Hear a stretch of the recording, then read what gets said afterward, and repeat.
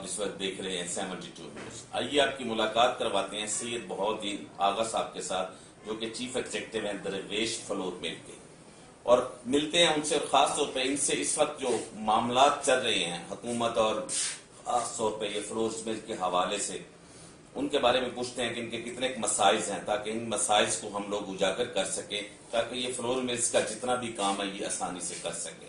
اس وقت خاص طور پہ پیشین کی ترقیاتی کے حوالے سے، اور خاص طور پہ جو یہاں پہ لوگ ہیں ان کی ڈاکومنٹری کے حوالے سے میں آج آپ سے بات کرتا جاؤں کہ بڑے اچھے لوگ ہیں یہاں پہ، جو میں آج آیا ہوں کوئٹہ سے خاص طور پہ سفر کر کے، تو دل خوش ہوا ہے پیشین کے لوگوں سے مل کے۔ ان میں سے ایک سید بہاؤالدین آغا صاحب بھی یہاں پہ جو موجود ہے میرے ساتھ، تو اس حوالے سے ملتے ہیں اور سب سے پہلے ان سے یہ پوچھتے ہیں کہ مسائل کے حوالے سے یہ کیا کہنا چاہیں گے۔ السلام علیکم شاہ صاحب، کیسے ہیں آپ؟ ٹھیک ہیں شاہ صاحب؟ سب سے پہلے میں یہ آپ سے پوچھوں گا، خاص طور پہ آپ یہاں پہ اتنی بڑی فلور مل چلا رہے ہیں، اس حوالے سے آپ کو کن مسائل سے دوچار ہونا پڑ رہا ہے، تاکہ ہم حکومت بلوچستان کو، حکومت پاکستان کو دکھا سکیں کہ ان مسائل کو حل کریں، تاکہ ہماری جو بزنس کمیونٹی کے لوگ ہیں، آپ کو ٹیکس دیتے ہیں، آپ کو ریونیو اکٹھا کر کے یہاں پہ دیتے ہیں، وہ آسانی سے اور مزید جو ہے نا آپ کو ریونیو دیں۔ شکریہ۔ سب سے پہلے میں آپ کا چینل کا بہت شکر گزار ہوں کہ آپ پیشین آئے اور فلور مل کے جو مسائل ہیں ان کو ہائر اتھارٹیز تک پہنچانے، اور پیشین اور بلکہ ہمارے یہاں دوسرے مسائل کے حوالے سے آپ اس کو اجاگر کریں گے، آپ کو اللہ تعالیٰ حکام کے تک پہنچائیں گے، تو اس کے لیے ہم آپ کے شکر گزار ہیں۔ سب سے پہلے یہ ہے کہ ہمارے پیشین میں تقریباً کوئی آبادی ہے، تقریباً کوئی 12 لاکھ، اور افغان جس کے ساتھ ہوتے ہوئے تقریباً 15 لاکھ ہماری آبادی ہے، جو ابھی حال ہی میں جو سینسس ہوئے ہیں مردم شماری کے حوالے سے۔ فلور مل کے حوالے سے تھوڑا سا میں آپ کو بتاتا چلوں کہ ہمارے یہاں بجلی کی بہت جو مسائل سے لوڈ شیڈنگ کا بہت بڑا ایشو چل رہا ہے۔ دوسری بات ہے کہ مہنگائی بجلی اتنی ہو چکی ہے کہ اگر ہم اس کو کمپیئر کریں گے اپنا 5 سال پہلے سے، تو یہ تقریباً کوئی 100% سے 150% تک ہماری جو کاسٹ آف الیکٹریسٹی ہے وہ بڑھ گئی ہے، اور ساتھ میں ہی تقریباً ہماری جو دوسرے کاسٹ ہے، چاہے ٹیکس کے حوالے سے ہے، چاہے لیبر کے حوالے سے، چاہے ایکسیسریز کے حوالے سے ہے، یعنی ہر چیز ہماری بڑھ چکی ہے۔ تو ساتھ میں ہی جو ہمارے کیا نام ہے، جو کاسٹ جو گندم کی کاسٹ ہے وہ تقریباً ہماری بڑھ چکی ہے، یعنی تقریباً اگر ہم نے آپ کو بتاؤں کہ پچھلے سال اور اس سال کے نسبت تقریباً کوئی ہماری پچھلے سال گندم ہمیں 5,000 روپے میں پر 100 kg اپنا مل رہی تھی، آج تقریباً کوئی 11,000، 11,500، 12,000 کے حساب سے ہمیں یہاں پہ مل رہی، یعنی ہماری کاسٹ تقریباً بڑھ چکی ہے۔ اگر پہلے ہم 20 لاکھ روپے میں کوئی گاڑی ہمیں مل رہی تھی، آج ہمیں تقریباً کوئی 40 لاکھ روپے میں ایک گاڑی کی ہمیں پڑ رہی ہے، تو یہ بہت زیادہ یعنی تقریباً ہماری کاسٹ بڑھ چکی ہے۔ اور دوسری بات یہ ہے کہ جو ہم گورنمنٹ سے مطالبہ کرتے ہیں، ہم سے جو مسئلے ہیں وہ اس طرح کے ہیں کہ گورنمنٹ نے ابھی جو سپورٹنگ ریٹ ڈکلیئر کیا تھا پنجاب میں 3,900 روپے میں KPK، اور ہمارے بلوچستان اور سندھ میں تقریباً 4,000 روپے پر 40 kg کے حساب سے لگا ہے۔ ہمارے ان کے اوپر اختلاف ہے کہ یہ ایک پروونشل سبجیکٹ کی بجائے یہ اگر ہم وہاں پہ فیڈرل سبجیکٹ پہ لے جاتے ہیں اور ٹوٹل سارے پاکستان میں ایک ہی ریٹ لگا ہے، یعنی کہ آغا صاحب آپ کا مقصد ہے کہ فیڈرل سے اس کا ریٹ جو ہے نا چاروں صوبوں کے لیے ایکول، چاروں صوبوں کے لیے ایکول جائے، تو یہ میرا خیال میں سب سے بہتر رہے گا۔ اور ایک اور میں مشورہ دوں کہ گورنمنٹ نے یعنی اس کی جو سپورٹنگ ریٹ تھی وہ بہت زیادہ کر دی تھی، وہ یعنی اس کا ڈائریکٹ بوجھ جو ہے وہ 23 کروڑ عوام کے اوپر بنا ہے۔ بہتر یہ ہوتا کہ یہ جو ذمہ دار تھا، فارمر تھا، اس کو انپوٹس کے اوپر ان کو اپنا سبسڈی دیتے تو میرے خیال میں یہ بہتر ہوتا۔ اور دوسری بات یہ ہے کہ گورنمنٹ پنجاب نے ہمارے اوپر ایک اور ظلم یہ کیا ہے کہ اس نے گندم کو اور آٹے کو بالکل پابندی لگا دی ہے کہ پنجاب سے آپ گندم لا سکتے ہیں اور آٹا अपना आटा ला सकते हैं और गंदम नहीं ला सकते। कभी कभार इस तरह भी होती है कि दोनों के ऊपर पाबंदी लगाई जाती है। ये तो निगरान हुकूमत ने किया जिस वक्त। नहीं, ये तकरीबन 2 साल से तकरीबन 2 साल से इस तरह है कि वहाँ पे आटा आने दे रहा है और गंदम को आने नहीं दे रहा है। ये सबसे बड़ा तो पीटीआई की हुकूमत थी ना, निगरान हुकूमत के आने से पहले। चाहे पीटीआई की हो चाहे मौजूदा गवर्नमेंट की हो, हम इनकी इसलिए इख्तिलाफ करते हैं और इख्तिलाफ इसलिए है कि भाई वो गंदम हमें आने नहीं दे रहा है और आटे को आने दे रहा है। हम कहते हैं कि दोनों 152 का एक आर्टिकल है कि उसमें आप आज़ादाना ट्रेड जो है ना वो आप मुमकिन होगा पाकिस्तान में, मगर इनकी सरासर वायलेशन हो रही है।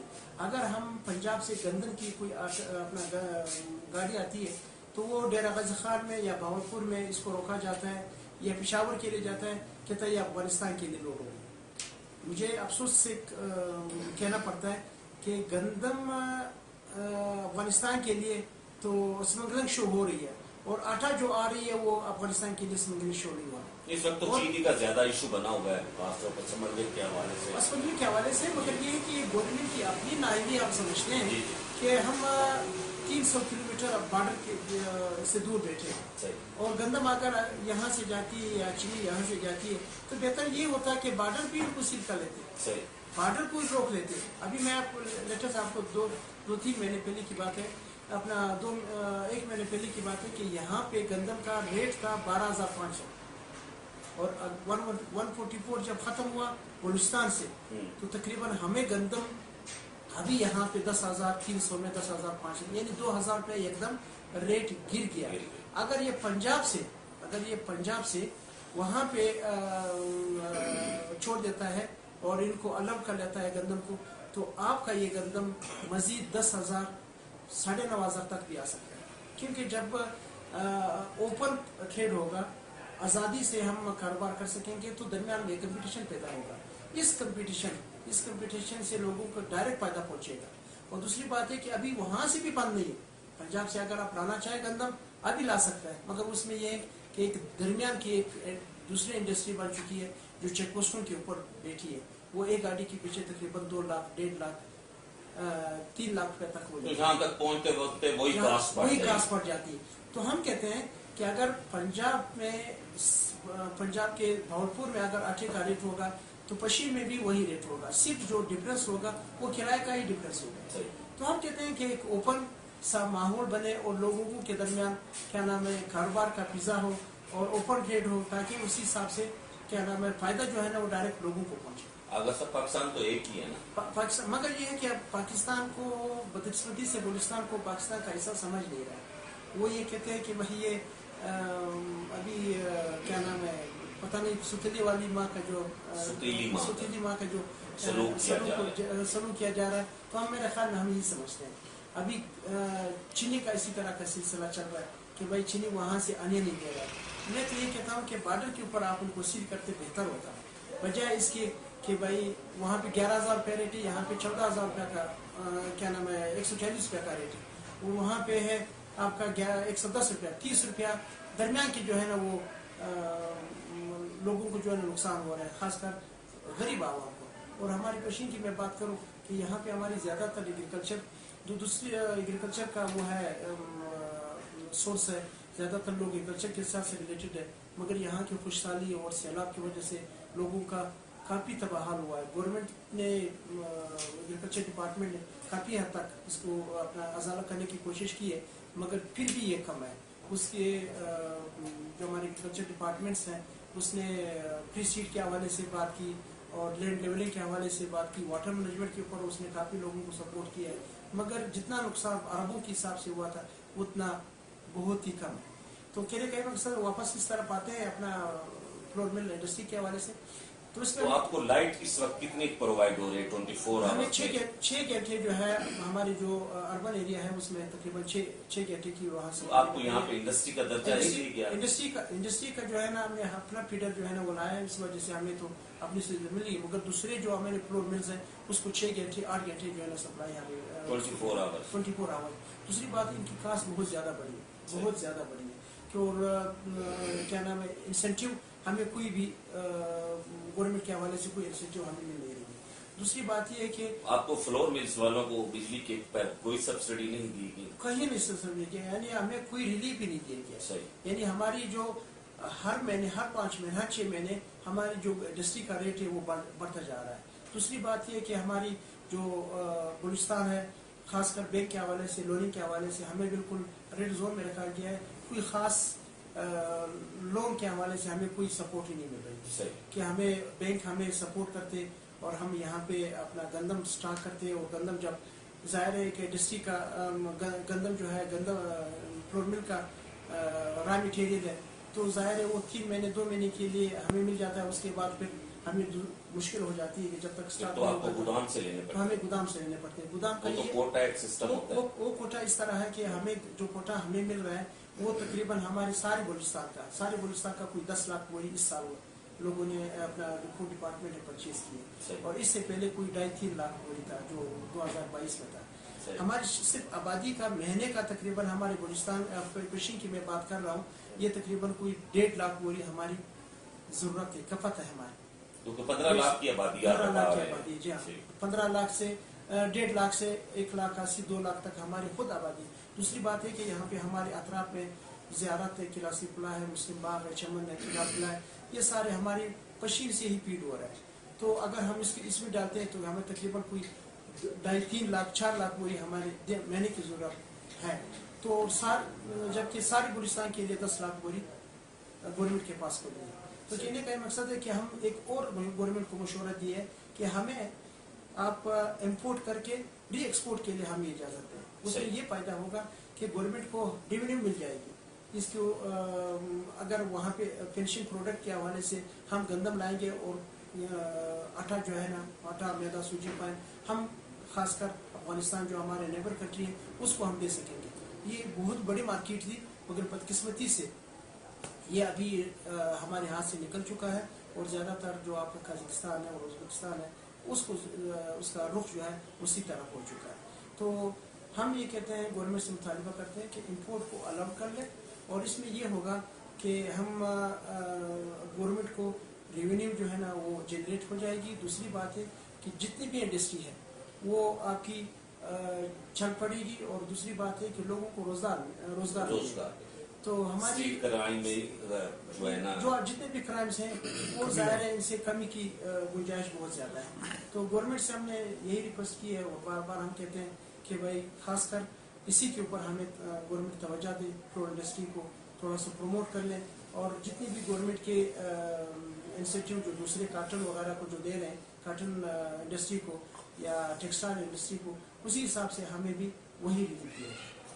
خاص طور پہ کل بجٹ وفاق میں پیش ہونے جا رہا ہے، کچھ امید رکھتے ہیں کہ دوست بجٹ پیش ہوگا. 16 کو بلوچستان میں بجٹ پیش ہونے جا رہا ہے، کیا امید لگائے بیٹھے ہیں اس وقت؟ خاص طور پہ بزنس کمیونٹی کے لوگوں کی ایک نظر ہے کہ کتنے ٹیکس بڑھائے جائیں گے، کتنے ٹیکس کم کیے جائیں گے.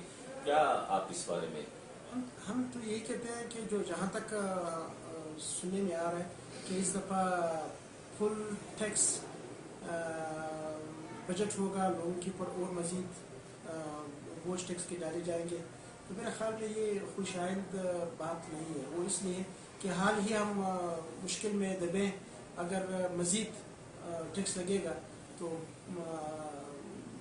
جو ہمارے بزنس کمیونٹی ہے یہ میرے خیال میں اور مزید مشکل ہوگی. سر بزنس کمیونٹی تو آگا صاحب کسے بھی، لیکن غریب آدمی کا کیا بنے؟ تو ظاہر ہے یہ ڈائریکٹ بوجھ پڑے گا، جب بزنس کمیونٹی پہ ڈالیں گے تو اس کا ڈائریکٹ اثر پڑے گا ہمارے غریب عوام کے اوپر. یہ تو شفٹ ہوگا، تو ظاہر ہے وہ تو اپنے جیب سے اپنا بزنس کمیونٹی نہیں دے گا، وہ ظاہر ہے جو عوام ہے اسی سے دے گا. ابھی میں ایک چھوٹا سا مثال دوں، ود ہولڈنگ ٹیکس کا ایک اور ابھی چرچا چل رہا ہے کہ ود ہولڈنگ ٹیکس کا. تو ود ہولڈنگ ٹیکس کے حوالے سے آپ 50,000 کے لیے ہمیں جب جائیں گے تو وہاں سے ہم ود ہولڈنگ ٹیکس ہم سے دے گا.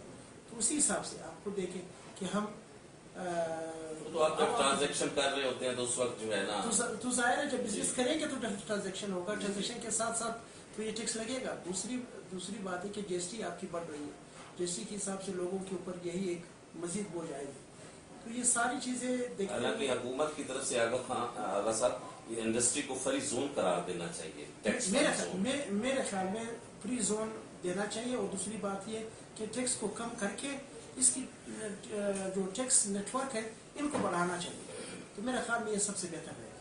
तो एफबीआर की जिम्मेदारी है कि कितना है, एफबीआर वाले तो आपको पता है कैसे मामलात को चलाते हैं, एफबीआर भी तो वो भी आपकी नजर में। गवर्नमेंट के अंडर, ये गवर्नमेंट से तो कोई मुबारा नहीं है। जी जी तो मेरे ख्याल में जब टैक्स अपना बिजनेस 2 बजट होगा तो हम, मेरे ख्याल में हम इसको वेलकम करेंगे, और अगर इस तरह का जो लोगों के ऊपर टैक्स डाले जाएंगे तो जाहिर है हम रोएंगे तो जरूर। हाँ, और एहतजाज तो ऐसे भी नहीं कर सकते, आप तो पकड़े जाते हैं जनाब एहतजाज करने वाले जनाब, अब तो वहाँ पे नंगे में कर दिया जाता है। अब तो ये बात बड़ी मशहूर हो गई पूरी दुनिया में, पाकिस्तान के लोगों को नंगा किया जा रहा है जी, जो बोलता है यही हाल होता है। बस ये क्या नाम है, अपने हक के लिए तो आवाज हर फोरम पे उठाना चाहिए, लेकिन हम तो वो आवाज भी नहीं उठा सकते, हमारी तो वो भी मजबूरी बन चुकी है। बस ये तो जाहिर है बिल्कुल मजबूरी तो है, इसमें तो कोई शक नहीं, मगर ये है कि हम हिम्मत करेंगे, हक के हवाले से बात करनी चाहिए, अपने आप को मोटिवेट करना चाहिए, आवाम को भी इस हवाले से। अगर सब लास्ट पे हुकूमत बलोचिस्तान को, हुकूमत पाकिस्तान को क्या मैसेज करेंगे? इस वक्त जो सियासी सूरत हाल है वो भी आपके सामने है, बिजनेस कम्युनिटी के लिहाज से वो भी सूरत हाल आपके सामने है, हमारा मुल्क किस डगर पे चल रहा है, रजीम चेंज के बाद, खान साहब की हुकूमत खत्म होने के बाद वो भी आपके सामने है, बजट भी आ रहा है, अगला इलेक्शन की भी डेटें के अनाउंस होने जा रही हैं, ये सारे सिलसिले जो हैं इसके बारे में आप क्या तजिया करेंगे? हमारी तो दुआ है और ख्वाहिश भी है कि सारे जितने भी पॉलिटिशियंस हैं वो बैठ के, और मेरे ख्याल में पाकिस्तान के हल के हवाले से कोई लाहिमायत करे, मेरे ख्याल में ये सब के लिए बेहतर होगा हमारे लिए भी, और मेरे ख्याल में सबसे बेहतर होगा। लेकिन अभी भी 13 जमातें ऑलरेडी बल्कि और भी छोटी छोटी जमातें हैं जो पीडीएम का हिस्सा हैं, वो तो अभी प्लेटफॉर्म पे एक ही हैं, खान साहब सिर्फ इलेहता हैं, तो अगर अभी भी ये मुल्क को नहीं संभाल पा रहे तो फिर ये कब संभलेगा?